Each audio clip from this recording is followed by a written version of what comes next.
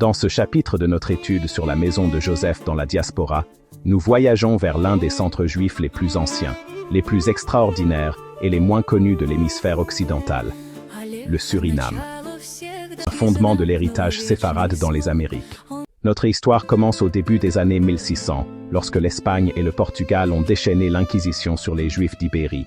Cherchant refuge, de nombreux Juifs séfarades ont fui vers les Pays-Bas, l'Italie et le monde néerlandais en général. Ils établirent des plantations dans une région qui allait devenir mondialement célèbre. Jodensavanne, la savane juive. Beaucoup de ces colons faisaient partie d'un groupe plus vaste de Juifs séfarades expulsés de Recife, Pernambuco au Brésil après la reconquête portugaise. En 1665, les Anglais ont accordé aux Juifs du Suriname des droits sans précédent, pleine liberté de religion, permission de construire des synagogues et des écoles religieuses, un tribunal juif indépendant, leur propre garde civique.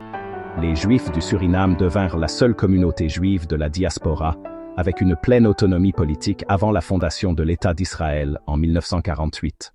Le Suriname était unique d'une autre manière remarquable, le développement de la première et la plus grande communauté juive noire des Amériques. Les Africains mettaient, à la fin des années 1700, de nombreux Juifs afro-surinamiens étaient déjà nés dans la foi.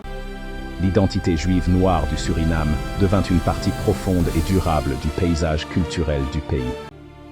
Aujourd'hui, la population juive du Suriname ne compte qu'un peu plus de 180 personnes, mais l'héritage reste immense. Le Suriname est l'un des piliers fondamentaux de l'héritage juif dans les Amériques, un ancien refuge, un centre d'autonomie, un foyer pour l'identité séfarade, ashkénaze et juive noire, et un chapitre crucial dans l'histoire mondiale de la maison de Joseph.